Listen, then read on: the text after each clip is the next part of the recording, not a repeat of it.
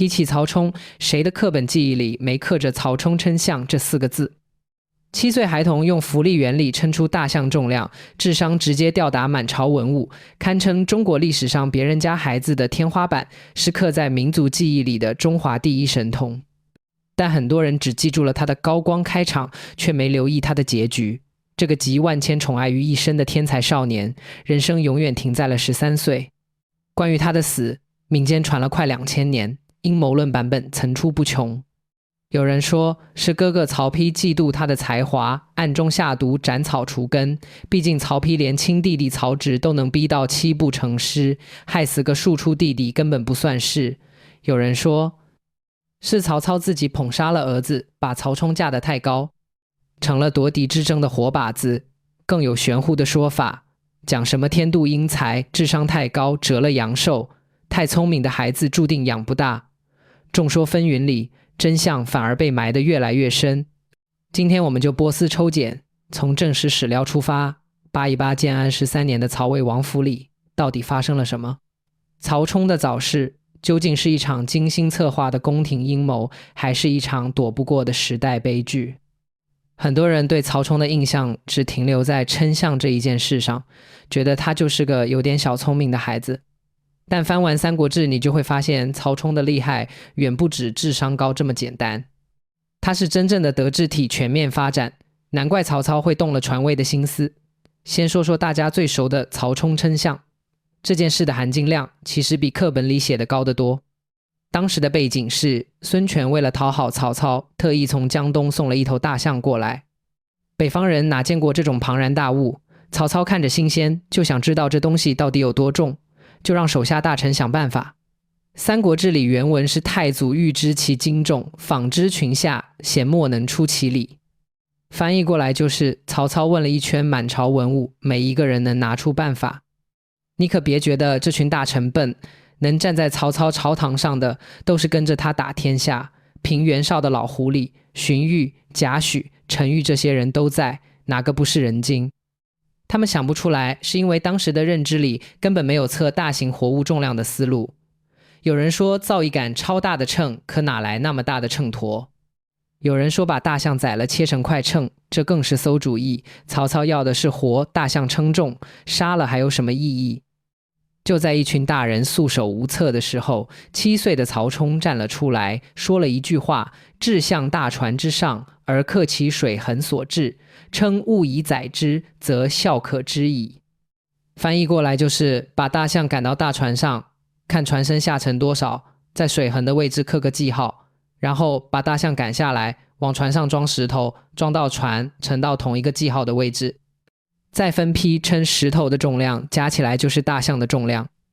就这么简单的一句话，直接把在场所有成年人都给镇住了。曹操听完大喜，马上让人照着办，果然称出了大象的重量。这件事放在今天，初中生都知道是浮力原理，没什么稀奇。但你要知道，那是1800多年前的东汉，阿基米德的原理根本没传到中国。一个7岁的孩子靠日常观察就能悟出等量替换的逻辑，这不是小聪明，是顶级的逻辑思维天赋，是降维打击级别的智商碾压。如果说称象只证明了曹冲的智商，那接下来这件事就能看出他的情商和仁厚，这才是最让曹操动心的地方。当时曹操军纪极严，刑罚很重。有一次放在仓库里的马鞍被老鼠咬坏了，管仓库的小吏吓得魂都没了，觉得自己必死无疑。他琢磨着把自己绑起来去自首，可就算这样也怕难逃一死。这事不知怎么传到了曹冲耳朵里，他主动找到小吏跟他说：你别慌，等3天之后再去自首，我保你没事。打发走小吏之后，曹冲拿起刀，把自己的贴身衣服戳了好几个破洞，弄成被老鼠咬过的样子，然后故意皱着眉头，一脸愁容的去找曹操。曹操看见宝贝儿子闷闷不乐，就问他怎么了。曹冲低着头说：世人都说老鼠咬了人的衣服，主人就会走霉运，今天我的衣服被老鼠咬了，我心里担心，所以不高兴。曹操听完哈哈大笑，摸着他的头说：这都是民间瞎编的胡话，根本没这回事，你别往心里去。没过多久，酷吏就战战兢兢地进来汇报，说马鞍被老鼠咬坏了，请求治罪。曹操笑着摆了摆手，我儿子的衣服就放在身边，都被老鼠咬了，何况马鞍是挂在仓库柱子上的，咬了就咬了吧。就这样，本来要掉脑袋的酷吏毫发无伤地躲过了一劫。《三国志》里评价这件事写了6个字：充人爱时达，皆此类也。意思就是曹冲这孩子既心地仁厚，又懂人心，通世故，类似的事还有很多。你仔细品品这件事，就能看出曹冲的可怕之处。他不是直接去跟曹操求情，他知道曹操法令严明，直接求情反而容易碰钉子，甚至会被说干预司法。他用的是迂回战术，先从自己身上找切入点，给曹操提前做好心理铺垫，把老鼠咬东西是坏事的预设给推翻了。等酷吏再来报告，曹操自然就不会生气了。这叫什么？这叫共情式沟通，这叫洞察人性。一个10来岁的孩子不仅能看透成年人的规则，还能用最温和、最不伤人的方式解决问题，既救了人，又不给自己惹麻烦。这份通透和仁厚，很多活了半辈子的老臣都未必有。曹操是什么人？是出了名的杀伐果断，多疑狠辣，一辈子杀人如麻，手上沾的血数都数不清。但越是这样的人，心里越向往仁厚。他自己靠权术、靠铁血打天下，可他知道打天下的人未必适合治天下。他的儿子里，曹丕像他够狠够隐忍，但戾气太重。曹彰只会打仗，是个将才，不是君主料子。曹植文采好，但太浪漫太任性，撑不起江山。只有曹冲既有顶级的智商，又有难得的人心，还懂权术通人情，简直是完美的守成之君模板。所以《三国志》里明明白白写着太祖术对群臣称术有欲传后意，翻译过来就是曹操好几次当着满朝大臣的面夸曹冲，话里话外的意思很明显，我100年之后这个位子想传给这个孩子。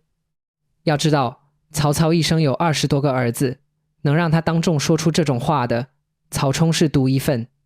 那时候曹冲才10来岁，还没正式参与朝政，就已经被曹操内定为继承人候选。这份宠爱在整个曹魏宗室里都是独一档的存在。也正因为如此，他的突然离世才显得格外蹊跷。一个前途无量的天之骄子，正处在最好的年纪，怎么会说没就没了？也难怪后世会脑补出那么多阴谋论，毕竟木秀于林，风必摧之的道理，太符合大家对宫廷斗争的想象了。在所有关于曹冲之死的阴谋论里，曹丕下毒害死弟弟的说法传得最广，信的人也最多。毕竟在大众印象里，曹丕就是个刻薄寡恩、阴狠腹黑的角色。他和曹植夺嫡斗了10几年，登基后还逼曹植7步成诗，差点把亲弟弟弄死。他连自己的亲叔叔曹洪都能下狱治罪，为了权力什么都干得出来。这么一看，害死个庶出的弟弟曹冲，好像也符合他的人设。但今天我要把话放在这，曹丕害死曹冲这个说法是所有谣言里最经不起推敲的。我们从动机、操作难度、史料证据、当事人反应4个维度挨个盘，你就知道这事有多离谱。首先第一点，从动机上看，曹丕根本没必要冒这个险。很多人说曹丕怕曹冲抢他的世子之位，所以先下手为强，但说这话的人基本都没算过时间线。曹冲死于建安13年，也就是公元208年。这一年曹冲13岁，曹丕21岁。这时候的曹操刚平定袁绍没几年，统一了北方，正准备南下打荆州，连丞相的位子都刚坐上没多久，离称魏王立世子还差着10万8千里。说白了，这时候根本就没有世子之位这个东西，曹丕自己都还只是个普通的公子哥，没有任何正式的储君名分。他唯一的优势就是在曹昂战死后，他成了事实上的嫡长子。但曹操从来没明确说过要立他，甚至一直在犹豫。那曹冲对曹丕有威胁吗？说实话，有，但只是潜在的、想象中的威胁，远远没到要命的地步。曹冲才13岁，还是个半大孩子，既没有官职，也没有军功，更没有自己的政治班底。他唯一的靠山就是曹操的宠爱。可宠爱这种东西是最虚无缥缈的，今天能把你捧上天，明天就能把你摔下来。曹操是什么性格？多疑善变，喜怒无常。他现在喜欢小儿子，可等曹冲长大了，万一性格变了，或者办砸了什么事，曹操说不定就不喜欢了。曹丕是什么人？是出了名的能忍、会装、懂权衡。他连后来和曹植斗得最凶的时候，都不敢玩阴的下毒，只敢靠装孝顺、扮老实这种阳谋赢曹操的好感。他怎么可能在曹冲才13岁，威胁还没落地的时候，就去干毒杀亲弟弟这种灭九族的蠢事？更何况古代嫡庶之分是天堑，曹冲是桓夫人所生，是庶出；曹丕是卞夫人的长子，是嫡子。袁绍、刘表废长立幼，导致家破人亡的教训就在眼前。满朝文武大多都支持嫡长子继承制，荀彧、崔琰这些重臣都是明着站曹丕的。曹操就算再喜欢曹冲，真要废帝立庶，也得掂量掂量朝堂的阻力。第二点，从操作难度上看，在曹操眼皮子底下下毒，基本等于自杀。曹冲是曹操的心头肉，平时身边伺候的仆从、奶妈、侍卫加起来一大堆，饮食用药都有人层层把关。要给这样一个孩子下毒，你得买通他身边的人吧？可曹操治家有多严，刑罚有多狠，全天下都知道。府里的下人稍微犯点错就是死罪，谁敢帮曹丕干这种诛九族的事？一旦败露，曹丕别说争储，自己的命都保不住。而且建安13年5月，曹冲去世的时候，曹操根本不在前线，他人就在邺城的丞相府里，天天都能见到曹冲。儿子病重，曹操亲为请命，天天守在跟前，宫里的太医轮着来看。如果真是中毒，症状和普通疾病能一样吗？太医们查不出来，曹操查不出来。曹操可是设立校试制度的人，相当于自己的特务机构，专门监察百官和宗室，眼皮子底下的事没有他查不到的。如果曹冲真的是被毒死的，曹操不可能一点端倪都看不出来。以曹操的性格，一旦发现有人害他的宝贝儿子，那绝对是彻查到底，株连九族，不可能就这么悄无声息的过去了。曹丕再大胆，也不敢在曹操的主场玩这种把戏。他是要争储，不是要找死。第三点，所有正史史料没有一个字能支撑被害说。《三国志》的作者陈寿是晋朝人，晋朝的天下是从曹魏手里篡过来的。按道理说，写前朝的历史没必要替曹丕遮遮掩掩。如果当时真有曹丕害帝的传闻，哪怕只是存疑的野史，陈寿也会写上一句或曰文帝害之之类的话。毕竟抹黑前朝皇帝对晋朝只有好处，但没有。《三国志·曹冲传》里关于死因就明明白白5个字：疾病。太祖亲为请命，就是得了重病，曹操亲自为他祈祷求命。后来裴松之为《三国志》作注，补了海量的野史、杂记、地方传说，连曹冲称象的细节、周不疑的故事都补进去了，也没有半个字提到曹冲是被人害死的。那曹丕下毒的说法是怎么来的？大多是后世的民间演绎，尤其是《三国演义》流行之后，大家把曹丕定性成了阴狠反派，觉得什么坏事都是他干的。既然他能逼曹植七步成诗，那害死曹冲肯定也是他干的。本质上就是刻板印象加有罪推定，没有任何史料依据。第四点，当事人的后续反应完全不符合加害者的逻辑。我们先看曹操的反应。曹冲死后，曹丕去安慰父亲，结果曹操对着他说了一句：“此我之不幸，而汝曹之幸也。”很多人拿这句话当证据，说曹操这是在暗示曹丕害死了曹冲，但恰恰相反，这句话反而能证明曹操根本没怀疑过曹丕。你想啊，如果曹操真的怀疑是曹丕下的手，他会说这种阴阳怪气的话吗？他直接就下令严查了，直接就把曹丕软禁了。曹操是什么人？杀起儿子来都不手软的角色。要是真觉得曹丕害了曹冲，他不可能只说一句风凉话就完事。这句话的真实意思就是曹操伤心到极致的真心话，翻译过来就是这是我这辈子最大的不幸，却是你们这些小子的幸运。言外之意很明确，我本来最看好的继承人是曹冲，现在他死了，你们才有机会接这个位子。这是一个父亲的失落和感慨，不是对凶手的指控。如果他真的怀疑曹丕，根本不会说这种话，反而会藏着掖着，慢慢收集证据。再看曹丕自己的反应，曹冲死后，曹操给曹冲配了冥婚，找了一个姓甄的夭折女孩与他合葬。曹丕后来当了魏王，当了皇帝之后，有一次回忆往昔，对身边人说了一句：家兄孝廉，自其分也。若使仓叔在，我亦无天下。仓叔就是曹冲的字。曹丕这句话的意思很清楚，我大哥曹昂他死得早，他的身份本来就该继承父亲的大业，他占了嫡长子的名分，那是他命不好。但如果仓叔还活着，这天下的确轮不到我来做。你注意，曹丕说这话的时候，已经是天下一人的皇帝了，他完全不必在这种场合说假话，装谦虚。如果曹冲真是他害死的，他巴不得所有人忘了这个人，怎么可能主动提起，还说出若他在，我就没有天下这种等于承认自己不如曹冲的话？这不是给自己找不自在吗？只有心里坦荡、问心无愧的人，才会在功成名就之后，坦然承认弟弟的优秀和自己的幸运。所有的证据都指向一个结论：曹丕害死曹冲的说法站不住脚。那排除了这个最大的阴谋论之后，曹冲的真正死因到底是什么？事情其实没有那么复杂。三国志里说得清楚，就是2个字：疾病。建安13年，也就是公元208年，那一年中国北方爆发了一场大规模的瘟疫。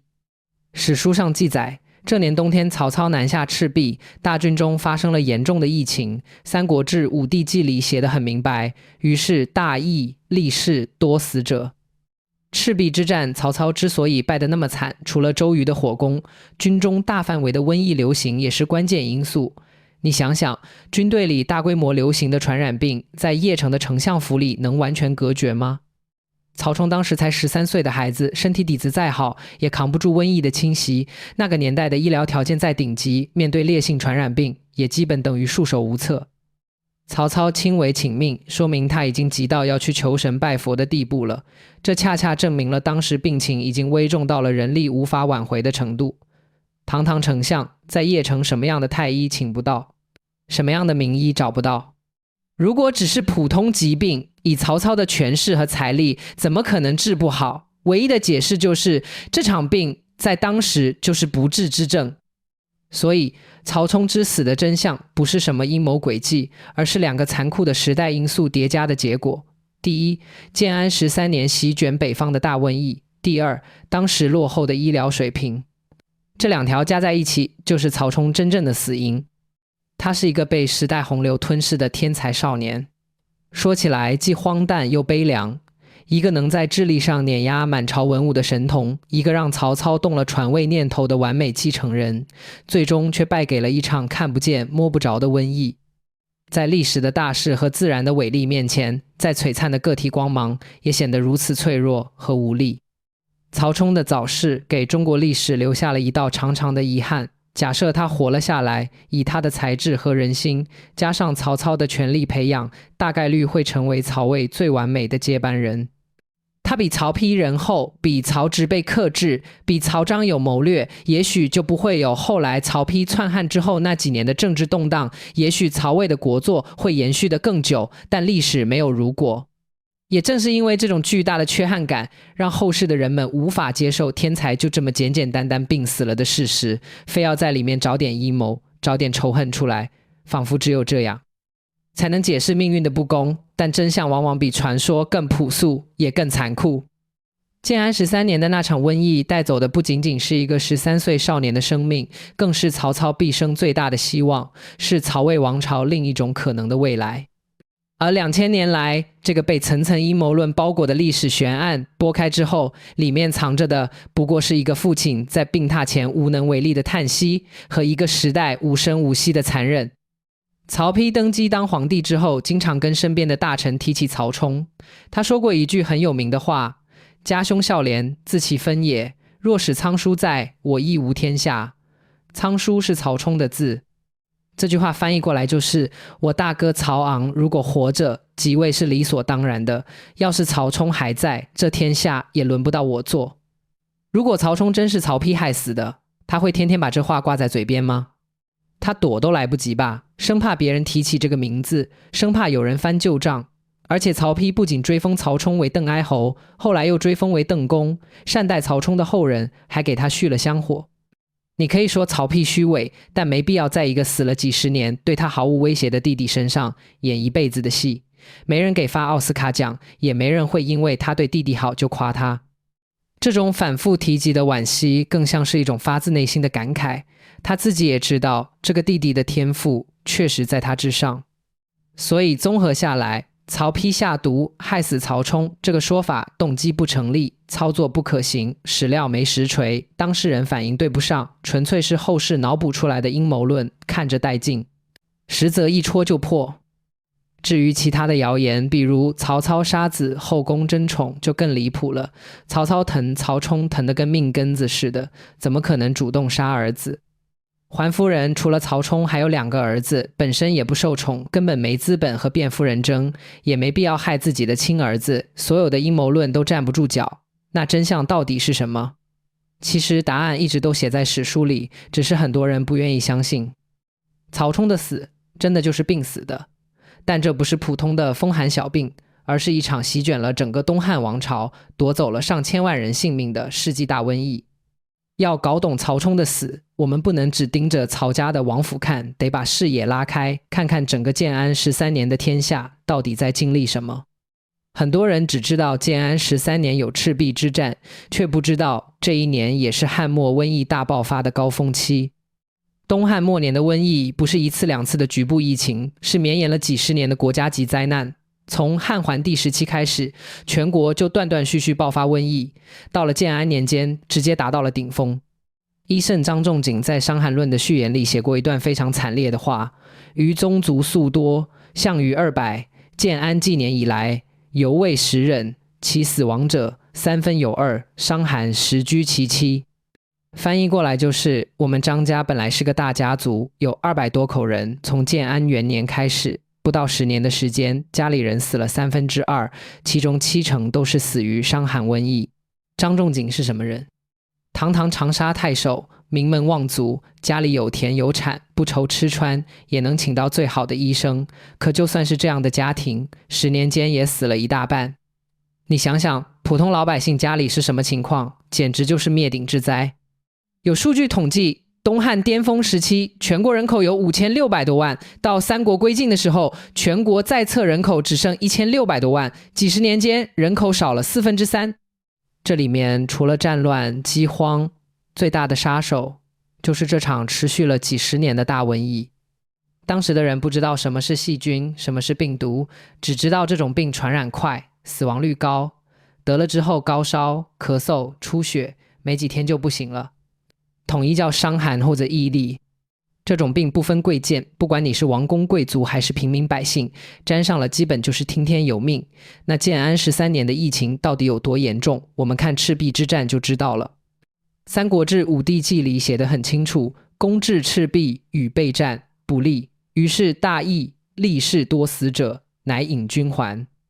曹操赤壁兵败固然有周瑜火烧连营的原因，但更重要的一个因素就是军中爆发了大瘟疫，士兵死了一大半，根本没法继续打，曹操才不得不撤兵。曹操带过去的可是北方的精锐部队，都是身强力壮的年轻人，几十万大军说染病就染病，死了那么多人，你就知道这场瘟疫的烈度有多高。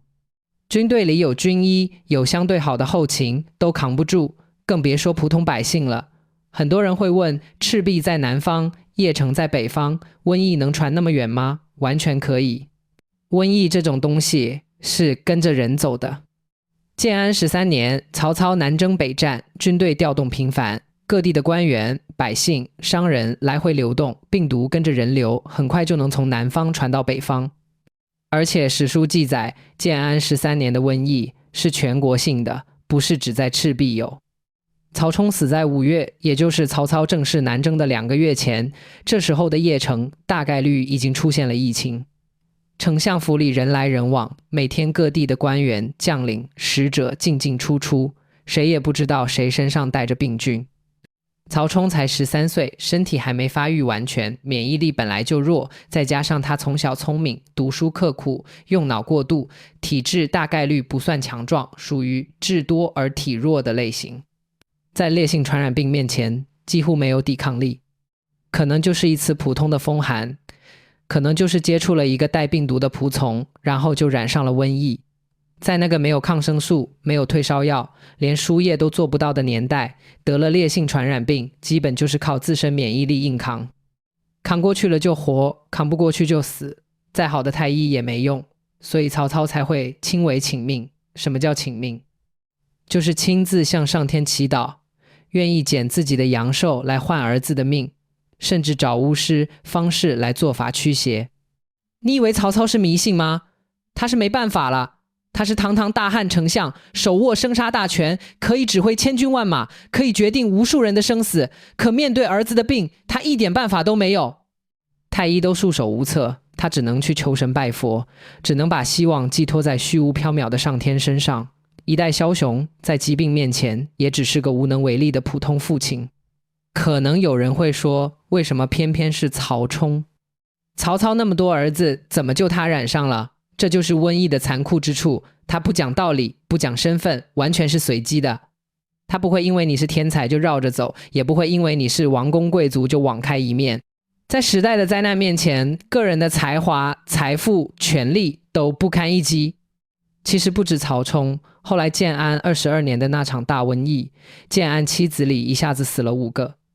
徐干、陈琳、殷畅、刘桢、王粲全是当时的名士贵族。说没就没了。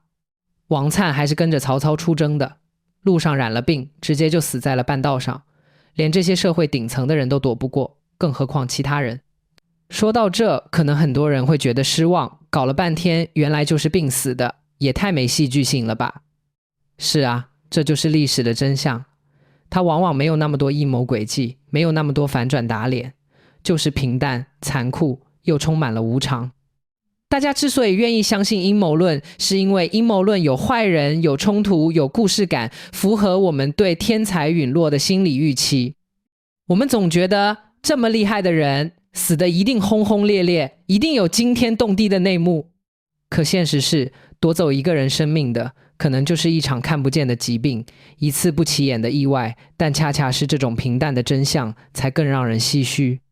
一个7岁就能称象，13岁就能洞察人心的天才，一个被曹操寄予厚望，可能改变三国走向的少年，最终没能躲过时代的一粒尘埃。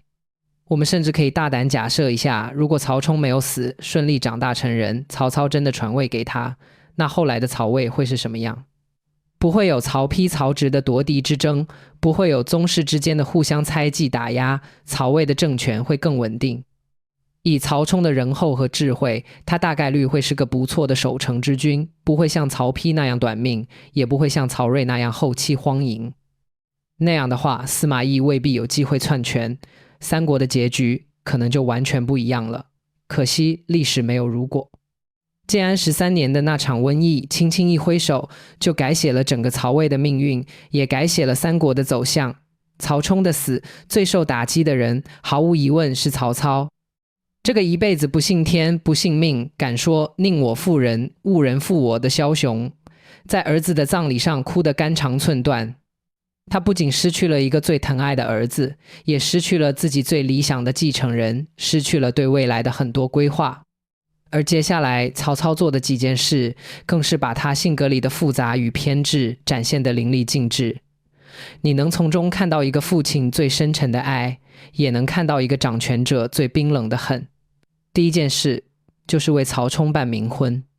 曹冲死的时候才13岁，还没来得及娶妻生子，曹操觉得儿子一个人在地下太孤单，就想给他找个伴。正好当时有个姓甄的人家，女儿刚去世不久，曹操就亲自上门提亲，要把2个孩子合葬在一起，配成姻亲。这件事在当时其实是违背儒家礼制的，历朝历代都不提倡冥婚，觉得这是陋习，不合规矩。很多大臣也劝过曹操，说这么做不合礼法，没必要，但曹操根本不听，他就要办，而且办得风风光光。不仅如此，他还特意追赠给曹冲骑都尉的官印绶带，让儿子在地下也有官职有身份。后来又下令把曹冲亲弟弟曹据的儿子过继给曹冲，延续他的香火，不让他这一脉绝了后。这些事看起来是封建迷信，其实都是曹操的自我救赎。他知道自己救不活儿子了，就只能用这种方式给儿子补一个完整的身后事，弥补自己作为父亲的遗憾。你说他专横也好，说他溺爱也罢，这就是一个父亲在用自己的方式表达对儿子的爱。如果说办冥婚还能算是父爱，那第二件事就彻底暴露了曹操的狠辣与偏执。他杀了周不疑。周不疑是谁？是当时和曹冲齐名的另一个神童。他是零陵人，从小就有才名，智商高的吓人，10几岁就写出了文论4首，名动荆州。曹操拿下荆州之后，发现了这个人才，特别喜欢，就把他带到了邺城，让他和曹冲一起读书，一起成长。说白了，曹操本来是把周不疑当成曹冲的专属智囊来培养的，两个天才少年惺惺相惜，关系特别好。等将来曹冲继位了，周不疑就是辅佐他的头号重臣。可曹冲一死，一切都变了。曹操每次看到周不疑，就会想起自己的儿子，两个孩子一样大，一样聪明。现在自己的儿子没了，周不疑还好好的站在这，他心里就特别不是滋味。更重要的是，曹操觉得周不疑太聪明了，除了曹冲，没人能驾驭得了他。曹丕听说之后觉得可惜，就跑去跟曹操求情，说周不疑是个人才，杀了太浪费了，我可以驾驭他，您把他留给我用吧。结果曹操直接回了一句：此人非汝所能驾驭也，翻译过来就是你镇不住他。就这一句话给周不疑判了死刑。当天晚上，曹操就派了刺客把年仅17岁的周不疑给杀了。每次读到这段历史，我都觉得后背发凉。周不疑做错了什么吗？什么都没做错。他既没有谋反，也没有犯错，只是因为太聪明了，只是因为他本来是给曹冲准备的人才。曹冲死了，他就没有存在的必要了。甚至可以说，他活着就是对曹操的一种刺激。每次看到他，曹操就会想起自己死去的儿子，这就是权力的可怕之处。你的命、你的才华、你的一切都由掌权者的喜好决定。他喜欢你的时候，你是座上宾，未来的栋梁；他不想看见你的时候，你就是多余的障碍，说杀就杀，连个理由都不用给。有人说曹操杀周不疑是为了给曹丕铺路，怕他将来威胁曹家的江山。这话有道理，但不全对。如果只是怕威胁江山，为什么不把他贬官或者软禁起来？为什么一定要杀，而且是派刺客暗杀，不是明正典刑？更多的其实是曹操的私心，是他丧子之后的偏执和迁怒。他把对曹冲的爱转化成了对周围人的恨。他的宝贝儿子没了，这个本来要陪儿子走下去的天才也不该活着。你看，这就是人性的复杂。曹操对曹冲的爱是真的，疼到骨子里的那种真，但他的狠也是真的，狠到随意就能夺走一个无辜少年的命。极度的父爱和极度的残忍，就这么完美的融合在同一个人身上，一点都不矛盾。他不是传统意义上的好父亲，也不是纯粹的坏人，他是一个在权力顶峰待久了的枭雄，习惯了用杀伐来解决问题，习惯了用控制来填补不安。儿子的死是他一辈子少有的无能为力的时刻，这种无力感最终转化成了更极端的控制欲。既然救不回儿子，那我就把儿子身边的一切都安排好，哪怕是人命。曹冲的死就像一面镜子，照出了曹操最真实的样子。他不是戏曲里白脸的奸臣，也不是演义里多疑的枭雄，他就是一个有血有肉、有爱有恨的普通人。只是他手里的权力太大了，大到他的每一份情绪都可能变成别人的灭顶之灾。而对曹丕来说，曹冲的死是幸运，也是一道终身的阴影。他确实因此获得了继位的机会，成了最大的受益者。但父亲那句此我之不幸，而汝曹之幸也，就像一根刺扎在了他心里。他知道自己在父亲心里永远都比不上那个早逝的弟弟，父亲最偏爱的从来都不是他。所以他当了皇帝之后，还会反复提起曹冲，反复说若使仓叔在，我亦无天下。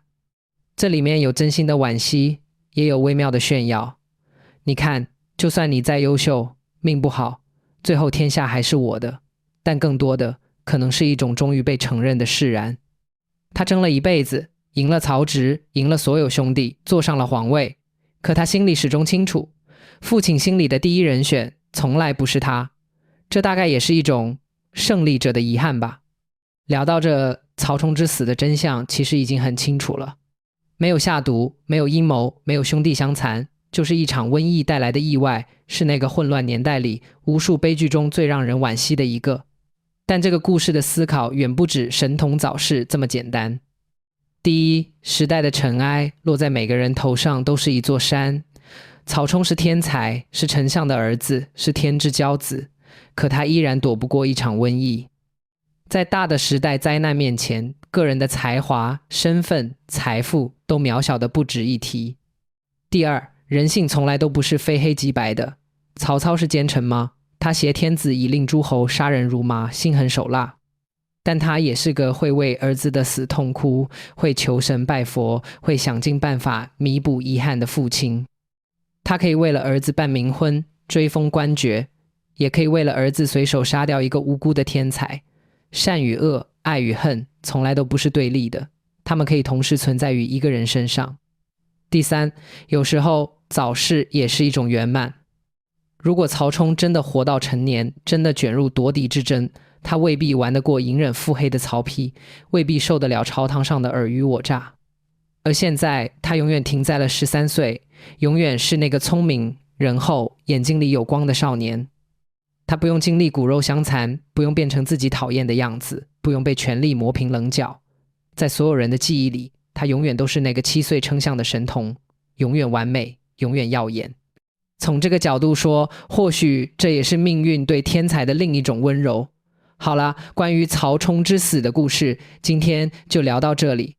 你觉得如果曹冲没有早逝，他能顺利继承曹操的位置，改写三国的历史吗？欢迎在评论区留下你的看法。如果你喜欢这种用正史拆解阴谋，用逻辑还原真相的历史内容，别忘了点赞支持一下，订阅我的频道，打开小铃铛。下期我们继续深挖三国里那些被演绎掩盖的历史真相。